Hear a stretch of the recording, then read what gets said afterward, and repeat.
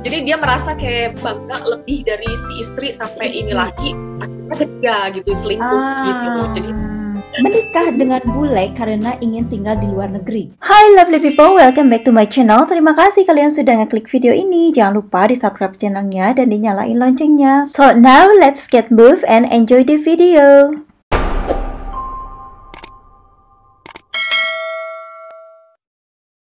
Rizka, apa kabar? aku baik, kamu gimana Beb? Alhamdulillah baik. Gimana anak dan suami? Sehat, William sehat, alhamdulillah. Suami juga sehat. Ini lagi libur, tapi aku suruh kamar. Udah di kamar. Skotlandia lockdown kan? Masih Sampai ketat banget. Masih ketat. Sampai kapan? Belum tahu. Kalau Inggris ada bocorannya sampai pertengahan April ya, tanggal 12 gitu kalau nggak salah, tapi kita belum tahu. Berarti udah bentar lagi ya, setelahnya udah bulan depan gitu kalau misalnya memang itu. Kalau kita belum tahu kan, who knows gitu. Tapi anak-anak alhamdulillah udah masuk sekolah kemarin hari Senin tanggal 8 Maret itu udah kembali sekolah. Jadi udah normal apa masih dibatasin gitu, Bu? Udah normal. Tapi tetap jaga jarak, pakai masker yang kayak gitu. Jadi cuma ngedrop langsung balik lagi gitu langsung, kan? Dan itu pun ngedrop biasanya kan kita masuk, kalau dulu ya, kita masuk ke area koridor gitu ya, koridor sekolah gitu sebelum ke kelas. Nah kalau sekarang nggak bisa, jadi sekarang tuh di gerbang aja gitu. Berarti benar-benar dibatasin ya? Jadi kita tuh ngantri banget, jadi harus jaga jarak, ngantri. Jadi anak drop, ibu pulang, pulang. Jadi gitu-gitu terus. Prokesnya masih dijalanin lah ya? Masih. Vlogmu gimana? Apa tuh? Vlognya gimana? Aku tuh masih belum rajin, masih kayak yang anget-angetan aja gitu, Beb. Kalau misalnya ada tren atau lagi terinspirasi, oh yang bikin ini, ya udah bikin gitu kan. Kalau lagi ini, ya udah biasa aja gitu. Sekarang kan ini si William ada channel kan, jadi fokusnya ke William aja, bikin video William. Gitu. Oh gitu, aku belum tahu loh. Coba nanti dicantumin ya, biar di follow ya, boleh ya, gitu. Masih banyak nih pertanyaan tentang seputaran pernikahan campuran. Tapi aku aja yang jawab nih. Kayaknya subjektif banget gitu kan ya. Aku kan bukan pakarnya, maksudnya bukan pakar pernikahan, kawin campuran juga gitu kan. Bukan agent pencari jodoh juga kan gitu. Jadi ya kita ngobrol sekaliku drama pernikahan campuran lah seputaran itu, Beb, begitu. Ayo minum dulu. Kita udah ada di Inggris ya bareng, maksudnya di UK kita ya. Cuman kan Scotland lumayan jauh juga ya. Gimana, aku sempat mau ke sana. Lumayan. Aku suka sih Birmingham luas banget ya, gede banget di sana. Iya. Balik lagi ngobrol gitu. Oke, aku tuh sempat nonton tuh yang video kamu yang viral gitu, Beb. Oh, itu ya. The only one tuh yang viral. Kenapa? Kita nggak nyangka juga, karena itu kita ngecek kalau nggak salah itu kayak kita upload terus kayak yang berapa bulan, kayak 6 bulan selanjutnya itu baru kita cek gitu loh. Oh nggak nyangka gitu, maksudnya nggak nyangka bakalan viral gitu, apa-apanya aja gitu.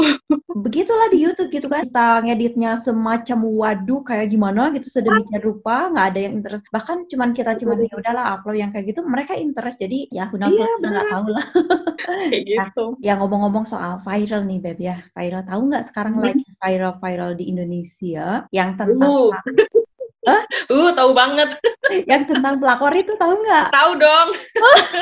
Yang ngomong-ngomong pelakor ya, jadi ada kaitannya juga nih. Sekarang sebelum kita ngobrol yang si pelakor ini, aku mau tanya dulu nih, Beb. Kamu berapa lama nih sama suami dari kenal sampai sekarang? Dari kenal 2016 sampai sekarang 5 tahun. 5 tahun ya. Kalau dirimu aktif bersosial media nggak sih? To be honest, nggak terlalu ya, karena jadi gini, misal aku tuh cuma ke Instagram doang, terus TikTok tuh sempet, tapi terus akhirnya kayaknya udah hilang ya semangatnya mau bikin videonya gitu atau apa gitu, jadi udah ditinggalin aja, kayak cuma punya 6 video atau apa gitu kan, karena aku tuh orangnya tipenya bosenan juga sih, Babe. Jadi kadang kalau nggak ngelihat sesuatu, kalau misal kayaknya ini nggak terlalu cuma kayak bikin capek doang tapi nggak worth it, ya udah tinggalin gitu, kayak gitu kan. Kalau Instagram tuh lebih kayak yang upload foto itu juga ya udah apa adanya, nggak yang kayak tiap hari mesti upload gitu. Kalau misalnya nggak ada foto juga gitu. Dan kadang tuh ke Instagram cuma yang kayak lihat di explore yang pertama aja, yang pokoknya yang muncul aja tuh di depan gitu kan pas kamu masuk. Oh ini beritanya gitu. Habis itu kadang nggak ngecek apa gitu kan, ya udah. Suami aktif di sosmed? Kalau suami sekarang lebih ke YouTube sih, YouTube-nya William itu sih, jadi suami yang handle kan. Terus Instagram juga kayak cuma kayak promote channel William aja gitu, nggak yang benar-benar dia ambil foto terus di-upload gitu, enggak. Jadi ya biasa aja gitu sih, Beb, nggak terlalu gimana-gimana. Masih fokus kerja. Nah, selama 5 tahun kan, udah 5 tahun kan, sejauh ini ada nggak ya yang berkaitan dengan pelakor. Ada nggak? Ada yang saya Banyak. SKSD gitulah ke suami. Ada kok, ada. Jadi itu waktu ini awal-awal ya, awal-awal kan ceritanya, ini sih aku sempat ceritain waktu itu di video, tapi kayaknya nggak, pas videoku nggak viral gitu, jadi nggak banyak yang tahu kan.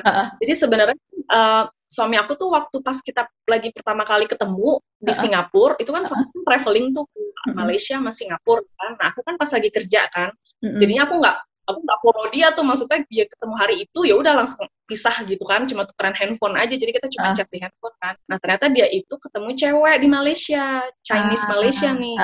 Terus udah gitu, tapi suami cerita gitu kan, tapi dia ibaratnya dia udah kayak jatuh cinta sama aku gitu kan, pas sampai airport kan, terus tukeran gitu kan. Tapi dia cerita gitu, jadi suami cerita ada cewek nih, tapi dia cewek ini tuh masih kuliah gitu loh, jadi masih ABG lah, makanya ini juga yang ibaratnya oke, be nice aja, tapi nggak kayak PHP atau gimana gitu kan, dan kayak yang menawarkan kayak jadi guide gitulah. Jadi selama di Malaysia tuh suami dikasih tahu, oh kesini gitu kan, jadi suami tuh kalau misalnya oke nanti kita kita kesana gitu kan, tapi ya sebatas kayak gitu aja gitu kan, karena suami jadi itu belum resmi pacaran ya, tapi suami tuh kayak moto gitu kan, ini loh, ini ceweknya ini gitu kan, ngasih tahu, jadi setiap waktu dikirimin ke aku gitu loh. Suami tuh udah buka gitu loh, padahal aku belum resmi ya. Karena aku bilang it's okay, lu mau having fun, buat aku ya nggak apa-apa ya, orang nggak ada hubungan apa-apa kan. Cuma aku suka, dia suka, ya udah gitu. Cuman aku dari dulu tipe yang sama cowok, karena my past juga kan udah gonta-ganti, belum ada yang serius, jadi aku ya udahlah gitu kan. Dan ternyata ini cewek pas aku udah nikah nih, terus kita tinggal di Northern Ireland kan waktu itu kan, abis nikah kan. Nah itu ini cewek tuh email suami, email suami pas Christmas tuh ya kan, yang nanya kabar segala macem. Aneh, kenapa nih kok tiba-tiba ngirim email gitu kan, terus intinya tuh agak-agak sedikit kayak flirting gitulah ya. Tapi suami cerita kan, terus aku bilang ya terserah, kalau misalnya mau dibales mah bales aja, emang aku tuh orangnya santai ya, maksudnya nggak cemburu lu, tapi kalau buat hal-hal yang menurut aku logikanya ya kita udah nikah gitu, dan dia nun jauh di Malaysia, ngapain gitu kan. Betul. Dan ternyata cewek ini kuliah di Irlandia, karena saking mau ngejar suami. Oh my god, serius. Jadi dia ada di Irlandia nih Beb, nih emailnya baca deh. Jadi ngajakin ketemuan gitu. Tapi suami bilang kalau dia udah married gitu kan? Suami kan nggak balas kan. Suami bilang gimana nih, mau dibalas atau enggak? Terus dia terserah kamu, mau dibalas terserah, kalau mau dicuekin juga terserah gitu kan ya. Terus suami bilang kan udah nikah gitu kan ya. Terus TW gitu kan. Intinya pokoknya udah ngasih ultimatum lah gitu kan ya. Kalau misalnya mau jadi teman aja, tapi bukan email begini yang flirting gini gitu kan ya. Terus ternyata dia masih ghost stalking di YouTube. Terus komen tuh di YouTube, aku tahu kok cerita sebenarnya gini gitu. Jadi kita yang ini apa sih nih ABG gitu. Serius sampai gitu. Tapi sekarang udah enggak. Sekarang udah enggak sih. Jadi cewek tuh sempet yang sampai sekarang aku juga udah punya pacar kok, orang Irlandia. Jadi kayak yang so what gitu. We don't want to know you. Ada juga yang gitu ya Beb ya. Namanya juga masih sekolah. ABG yang masih labil lah gitu. Ibaratnya nggak mau kesaing atau apalah gitu. Aku cuma ketawa-tawa. Dan yang lain-lainnya belum pernah sih. Kayak kata suami sih paling kayak cuma ada yang nge-DM gitu, kayak yang say hi gitu kan. Tapi mas suami selalu di-tracking gitu. Ada yang orang Indonesia nggak yang SKSD ke suami? Kalau Indonesia enggak sih, so far belum ada ya. Maksudnya kayaknya waktu itu sempat cuma kayak 1-2 aja sih, tapi mas suami dicuekin. Suami kan kalau misalnya dia dicuekin aja gitu, karena dia pikir ngapain gue ladenin juga gitu kan, orang nggak, maksudnya udah nikah gitu kan, dan orang Indonesia kenal juga gitu kan, ya ngapain gitu kan. Dan biasanya kan selalu ada alasan nanya apalah gitu kan, istilahnya untuk start conversation tuh yang pura-pura nanya apa gitu kan, maksudnya mah dicuekin aja. Kalau yang namanya pelakor itu, kenapa mereka senangnya sama laki-laki yang punya istri? Aku nggak tahu ya. Kalau aku pribadi ya, yang namanya suka duka itu, kamu mau bawa aku susah nggak jadi masalah. Waktu dari awal-awal akan memisahkan kita, break lah istilahnya kita. Satu, memang mau memisahkan kita. Yang kedua adalah ada wanita lain atau di antara kita ada orang lain gitu. Itu yang selalu diwanti gitu. Aku ya gitu ke suami, aku nggak akan marah kalau kamu main di belakang. Tapi kamu udah tahu konsekuensinya. Berarti kamu udah siap kehilangan aku. Itu aja. Buang energi Exactly. Kita udah punya istilahnya agreement lah gitu kan ya, kenapa kita nikah dan agreement. Aku selama pernikahan pokoknya aku punya tanggung jawab sendiri sebagai istri ini dan sebagai ibu, udah tok itu. Di luar silakan kamu bertanggung tanggung jawab sendiri, tapi udah tahu konsekuensinya. Kalau misalkan kamu udah berani macam-macam, berarti kamu udah siap aja kehilangan itu aja. Nah, kalau dirimu sendiri gimana, Beb? Sama sih sebenarnya. Jadi pas awal nikah tuh kita karena sevisi misi ya, jadi udah tahu gitu kan ya. Oke, kita punya misi ini dalam 10 tahun ke depan mau ngapain. Visi kita sama, ibaratnya mau build family ya kan, terus punya anak-anak, happy family gitulah ibaratnya ya kan. Kita juga udah ada agreement tuh misalnya kayak sampai detail juga sih Beb. Jadi kalau misalnya sampai kejadian nanti ada orang ketiga, siapapun itu gitu kan ya. Jadi harus keluar dari rumah tanpa apapun gitu. Jadi semua kayak ibaratnya semua aset atau apa jatuhnya ke orang yang stay di rumah itu, dan sampai anak-anak pun jatuhnya orang yang stay. Jadi sampai sedetail itu gitu. Jadi konsekuensinya udah gede banget. Makanya kalau nikah buat makanya pernikahan itu nggak usah kayak buru-buru ngejar umur ya kan, misalnya karena dia apa terus jadi kayak asal nikah. Buat aku nggak semudah itu, karena ini mikirnya panjang gitu kan. Ini mikirnya kalau untuk selingkuh, karena kebanyakan di Indonesia tahu sendiri kan, orang selingkuh akhirnya udah kayak mulai lagi dari nol gitu kan, padahal ibaratnya dia pihak victim gitu kan. Kalau menurut aku nggak mau kayak gitu kan, ibaratnya misalnya aku victimnya gitu, no way, kalau kamu keluar ya udah kamu aja gitu kan, yang terserah deh hidupmu gimana gitu kan, ibaratnya aku sama anak-anak, pokoknya anak-anak hidupnya nggak akan susah gitu, ibaratnya aku mau jamin anak-anak kedepannya tuh hidupnya tenang gitu, hidupnya happy gitu kan. Jadi sedetail itu sih memang. Jadi sama ultimatumnya kalau perselingkuhan itu atau ada orang ketiga itulah yang ibaratnya udah kayak final gitu. Itu final banget gitu, itu nggak bisa di-compromise lagi.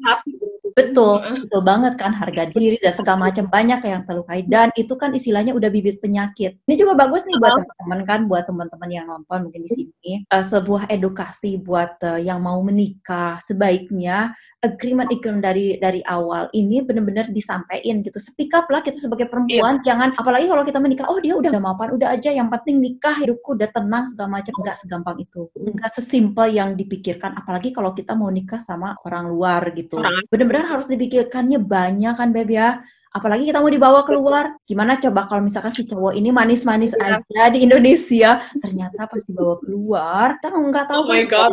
Ya kan, bener kan? Kita nggak punya saudara di sini, kita nggak punya gimana, makanya harus benar-benar tetangga ibaratnya yang biasa di Indonesia kita bisa ngobrol sama tetangga, di sini tuh kayak bisa kayak coba ketemu aja sama tetangga, kita harus bikin appointment kan, nggak bisa ngetok langsung assalamualaikum, boleh nggak kita ngopi.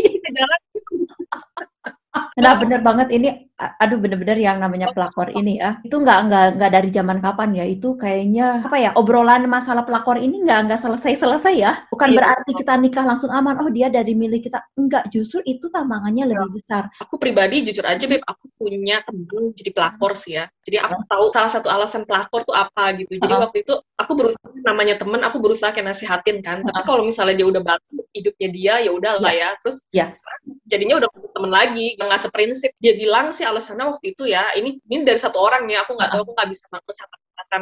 Dia bilang katanya itu tuh kayak ada rasa kebanggaan. Jadi dia itu kayak merasa gue lebih cantik dari istrinya, gue lebih oke. Jadi dia merasa kayak bangga lebih dari si istri sampai ini laki akhirnya kerja gitu, selingkuh gitu. Jadi jadi disitulah dia ngerasa ada kebanggaan, dan itu yang ngebuat dia akhirnya jadi jadi pelakor nggak apa-apa, sah-sah aja menurut dia gitu. Jadi itu yang aku tahu dari dia ya, cuma kalau yang lainnya aku nggak ngerti, kan banyak aspek juga sih sampai bisa kayak jadi pelakor kan kita nggak tahu juga ya.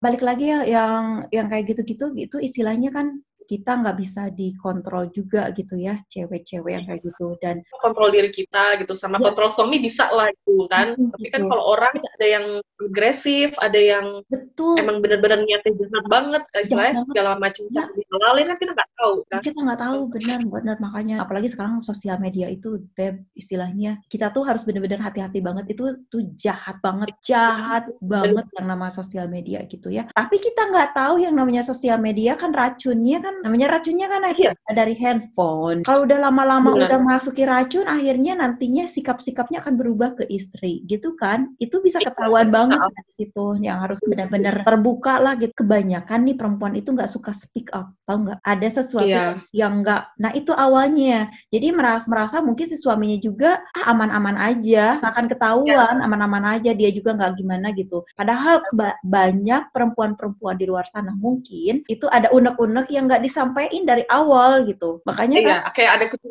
kecurigaan tapi nggak mau speak up kan, jadinya mau suaminya speak ngerasa, up. oh Akhirnya nggak tahu nih kayaknya iya kita benar. lanjut ya. Ya pokoknya sesama perempuan kita ya harus saling support, harus saling ngingetin juga, jangan dianggap adem ayem gitu. Istilahnya speak up lah. Karena faktor ini juga kali ya, Beb, apa sih orang Indonesia tuh kan perempuannya masih yang mostly gini loh, kalau udah nikah tuh bener-bener kayaknya suami itu kita harus nurut suami, kita harus ibaratnya kayak apa-apa pokoknya suami deh yang memutuskan atau mendominasi gitu kan ibaratnya. Ya. Oh aku mau jadi istri yang solehah, aku nurut aja apa kata suami gitu. Jadinya kayaknya mindset itu yang mereka dapat, jadinya mereka tuh kalau mau speak up mereka akan mikir nanti takut suamiku marah lah istilahnya ya kitanya. Iya makanya jadi takutnya kalau dia marah nanti aku ditinggalin, nanti anak-anak gimana atau apa, jadi sebelum speak up udah kebanyakan takutnya gitu keluar gitu mau yang diomongin gitu kan. Jadi kayaknya mindset itu yang harus benar-benar diubah sih dari wanita Indonesia ya, semoga bisa lebih kayak kamu tadi bilang speak up dan lebih apa ya, jangan takut ibaratnya dia jangan takut sih jangan takut ya, jangan takut. Perempuan itu harus punya prinsip karena gini ya, kebanyakan itu perempuan itu takut kehilangan dia gitu kan ya, tapi kita harus bisa bagaimana caranya supaya si cowok yang takut kehilangan kita, bukan kita yang takut kehilangan dia gitu. Tapi bukan dengan cara arogan yang aduh gua punya penghasilan gede nih, lu mau apa, atau jangan minyak juga suami begitu ya. Ya ibarat pakai cara halus lah gitu. Ke dirimu banyak itu nggak sih Beb, yang misalkan cariin bule dong, cariin suaminya keren, mau nggak, banyak yang kayak gitu ya? Sama banyak banget itu yang DM nanyain gitu kan, minta dikenalin lah adeknya lah atau saudaranya lah. Aku bilang siapa saudaranya, siapa, orang suami di sini sendirian, nggak ada siapa-siapa. Teman kerja dong Kak gitu kan ya, atau tetangga atau apa gitu, sampai segitunya aku bilang lah saya tuh kerjanya di ini loh, di panti jompo loh, semuanya nenek-nenek kakek gitu. Teman kerja saya juga kebanyakan umur 50 ke atas gitu, namanya juga pekerjaan ngerawat orang tua kan, jadi kalau anak-anak muda mana mau kerjaan kayak gini gitu kan, jadi otomatis yang udah kita mau mama yang umur 50 ke atas, maksudnya 60 ke atas gitu, udah punya istri juga gitu kan. Ya ampun. Sampai segitu lama-lama ya aku ini aja sih, aku ignore aja yang kayak gitu, langsung cari sendiri. Mungkin kebanyakan orang di luar sana berpikiran bahwa menikah dengan bule ini gimana gitu. Oke. Ekspektasi berubah jadi simpel.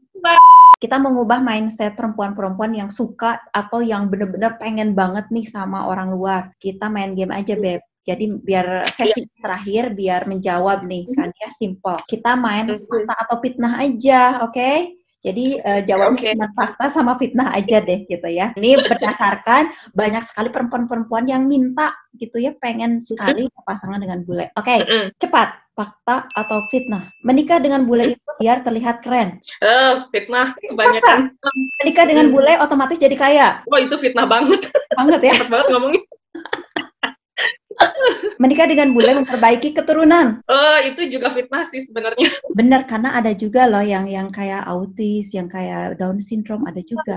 Nah, berarti itu kan amit-amit gila gitu kan ya. Makanya cari jodoh juga jangan karena aduh itu bule, tapi kita juga tahu runtutannya juga ya. Bebek buat bibit lah istilahnya ke situ. Oke, selanjutnya. Menikah dengan bule karena sering ditolak oleh pria Indonesia. Oh, itu fitnah. Nah ya, karena itu balik lagi jodoh kan. Kasian banget bule, ibaratnya kayak buat pelampiasan. Pelampiasan kan. Menikah dengan bule karena ingin tinggal di luar negeri. Itu fitnah sih sebenarnya, karena banyak juga yang bule pengen tinggal di Indonesia atau malah pengen ngambil keuntungan biar tinggal di Indonesia jadi nikahin orang Indonesia. Betul banget tuh kan. Catat itu. Menikah dengan bule untuk meningkatkan tingkat sosialita. Itu fitnah sih. Buktinya aku biasa aja. Exactly. Kalau sama orang kaya gitu enggak. Rakyat biasa di sini. Enggak. Menikah dengan bule karena anunya gede. Aduh ini fitnah banget, fitnah. Fitnah banget kan. Nggak semuanya buktinya nih ya. Buktinya banyak, aku pribadi ya. Aku pribadi sempat kerja kan waktu jadi call center kan, jadi otomatis teman-temanku masih ada kayak muda-muda. Kalau di sini kan living together tuh udah biasa ya dari umur 18 atau 20 gitu, mereka yang sama pacar bareng kan. Itu juga banyak kok yang komplain, seks aku sama pacar kayak nggak bagus deh. Terus apa sih, aduh dia nggak terlalu memuaskan sebenarnya dalam seks karena ininya kecil gitu. Jadi nggak semuanya bule itu gede. Benar. Fitnah itu. Jangan itu. kita lanjut. Menikah dengan bule karena jodoh. Iya, itu fakta. Fakta banget kan. Jadi harus diingat ya perempuan-perempuan Indonesia di sana, menikah dengan bule itu bukan A, B, C dan segala macam. Ya itu sudah jodohnya, apapun itu. Nah, balik lagi jodoh ya. Ada juga yang udah pacaran bertahun-tahun sama bule ya, misalnya bertahun-tahun pacaran sama bule, tapi kalau jodohnya bukan sama bule ya akhirnya sama orang Indonesia juga. Betul. Ya kan, jadi kalau udah jodoh ya istilahnya udah nggak bisa diutak-utik lagi lah gitu. Kita bisa milih, tapi kalau udah jalan Tuhan, oke, misalnya kamu jodohnya dia ya jadi, kalau enggak ya kan, gitu. Kayak gitu. Jadi fakta banget. Oke. Menikah dengan bule nggak semulus pandangan orang lain. Fakta, betul banget. Ini aku setuju. Menikah dengan bule banyak sekali mengeluarkan biaya. Itu benar sih. Fakta, itu benar fakta. Ya cukup ngurus-ngurus apa, fotokopi, segala macam kedutaan bolak-balik itu ya. Itu sebelum nikah tuh aduh udah mumet. Itu udah keluar duit tuh ibaratnya udah bisa buat biaya akad nikah sendiri. Pernah dipalak nggak, Beb? Iya, belum lagi penghulunya mintanya spesial karena pengantinnya orang asing. Boleh. Itu aku Mbak, jangan segini dong amplopnya. Ini kan suaminya orang asing. Ini apa sih? Penghasilannya dolar. Oh enggak Pak, dia bukan dolar, pound sterling. Apalagi diledekin, masa sih nikah sama bule nggak punya duit? Ya ampun, emangnya orang bule itu punya pohon duit apa? Yang cuma tinggal petik doang langsung jadi? Ya kita kerja keras, Bo. Ya lo kalau mau duit banyak ya kerja dong, gitu kan? Betul banget itu tuh. Menikah dengan bule banyak sukanya ketimbang dukanya. Enggak juga sih, balance ya. Balance. Jadi fitnah, balance. Misalnya di Indonesia yang mereka pikir, oh enak nih kalau di luar negeri, itu belum tentu. Karena ada masalah yang di luar negeri, kita pikir, wah kalau di Indonesia tuh kayaknya lebih enak. Contoh, sepeleknya, di Indonesia kita masih bisa punya pembantu gitu ya, Beb ya, untuk bantu-bantu kita.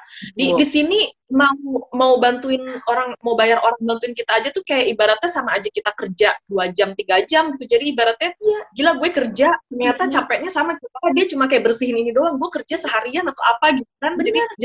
Jadi banyak, jadi balance suka dukanya. Ngobrol nih Beb, kayaknya seharian juga kita nggak akan selesai kali ya Beb ya. Seru banget pokoknya. Makasih banget. Sukses terus ya buat channel kamu Beb, biar makin banyak. Amin, sukses juga buat kamu Beb, kerjaannya, YouTube-nya, pokoknya kehidupannya, sukses, sehat. Mudah-mudahan si pandemi, si koronce ini segera pergi deh. Ya, mudah-mudahan kita bisa berdarat ya, kita ketemu di daratan ya. Anyway, makasih Beb Rizka, mudah-mudahan pokoknya happy banget, happy selalu sama suaminya. Jangan ada pelakor-pelakor mit-amit, jangan ada yang kayak gitu-gitu. Pokoknya dijagain ya, suaminya baik-baik, soalnya suaminya cakep, banyak orang tuh yang pokoknya masih banyak yang mengintai-ngintai sebetulnya, cuman kitanya ini betonnya harus kuat. Sama pokoknya buat Mei juga dan keluarga, pokoknya harmonis selalu, bahagia selalu, sukses selalu. Amin. Stay safe selalu sama pandemi ini, ya ampun beneran ya. Betul ya, kita doain mudah-mudahan semuanya berlalu. Sebelum pamit. Thank you so much ya, udah diundang nih by the way. Sama-sama, makasih juga loh kesempatannya buat hadir di sini Beb, waktunya kan dengan kesibukan ngurus anak dan segala macam masih bisa nyempetin buat ngobrol-ngobrol di sini. Sebelum aku lupa buat teman-teman di sini, nanti kan aku ngobrol-ngobrol aja, nanti lupa deh buat teman-teman please subscribe channelnya Rizka Unique Couple dan satu lagi channelnya William, nanti pasti aku di description box juga ada ya teman-teman, pokoknya jangan khawatir. Ada pertanyaan-pertanyaan, mau lagi kita ngobrol-ngobrol, silahkan di kolom komentar juga, kalian mau bertanya apa. Pokoknya terima kasih buat kalian juga yang nonton, terima kasih buat Rizka, sukses buat kita semua intinya ya. Kita ketemu lagi ya Beb, salam buat William dan salam buat suami ya. Salam juga Monica Duta sama suami ya Beb. Terima kasih. Jangan kabok, nanti kita ngobrol-ngobrol lagi ya. Oke. Kabok. Thank you Beb. Thank you ya Beb. Bye bye. Thank you. Bye.